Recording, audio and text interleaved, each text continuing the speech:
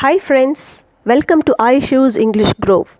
If you're watching my video for the first time, please subscribe iShoes English Grove and click on the bell icon. I'm here to enrich you all with a new video. In this video, we are going to pursue a poem, The Laburnum Top, written by Ted Hughes. About the poet. Ted Hughes was an English poet and children's writer. Critics frequently rank him as one of the best poets of his generation and one of the 20th century's greatest writers. In 2008, The Times ranked Hughes fourth on their list of the 50 greatest British writers since 1945. Introduction. The poem Laburnum Top is written by Ted Hughes. It is about a repaying relationship between the laburnum tree and the goldfinch bird.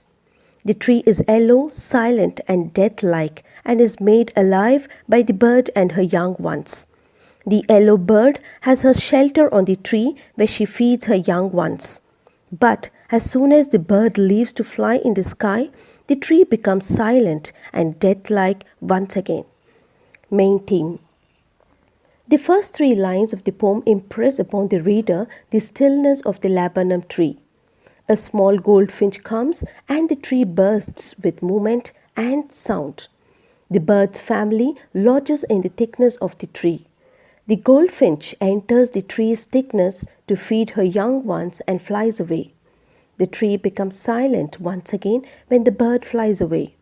The poet has used imagery of sound and movement to show the tree coming alive. Now let's pursue the summary. The poem starts with a description of the laburnum tree. During the afternoon of an autumnal September sunlight, the highest part of the laburnum tree is silent, calm and quiet. A few of its leaves are turning yellow, but all its seeds have fallen. Suddenly, a goldfinch comes at a branch end. Its sudden chirping sounds break the silence. Then quite watchfully and smoothly like a lizard, she suddenly enters the middle part of the tree. Then the tree is filled up with a series of short, quick, high-pitched chattering sounds, shaking movement of wings and repeated short sounds. It seems as if a whole machine has started working.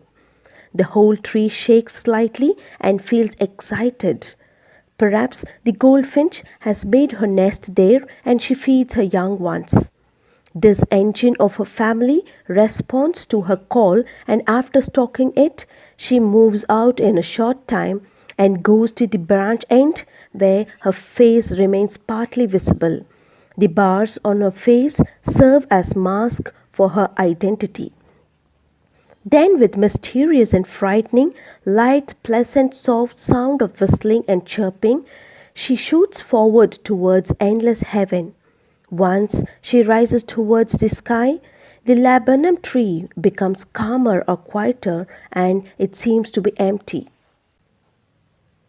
Let's perceive the poem The Laburnum Top by Ted Hughes. The laburnum top is silent, quite still in the afternoon yellow September sunlight, a few leaves yellowing, all its seeds fallen. In the above lines, the poet says that he saw a laburnum tree whose leaves were yellow. The tree's top is still and silent in the daytime of the September month. It is autumn season and all the seeds of the tree had fallen. The poet has used the word yellow for leaves and sunlight. Yellow symbolizes silence, death and beauty. He describes the whole scene of the tree with this color. Till the goldfinch comes with a twitching chirrup, a suddenness, a startlement at a branch end. The goldfinch bird comes to end the death-like scene of the tree and makes a sudden chirrup sound. Then sleek as a lizard and alert and abrupt, she enters the thickness and a machine starts up of chitterings and a tremor of wings and trillings. The bird, while being rapid, alert and precautious like a lizard, sits on the branches of the tree. As she moved towards the thickness of the branch, her younger ones started chirruping and doing vibrations with wings, making a sound like a machine. The whole tree trembles and thrills. Because of the movement of the bird and her younger ones, the tree starts to shake and thrill. The poet has given two opposite scenarios of the tree. The tree first being death-like and still, and then giving life and shelter to bird and her young ones. It is the engine of her family. She stokes it full, then flirts out to a branch end, showing her barred face identity mask. The middle part of the laburnum tree produces a lot of noise and initiates much movement.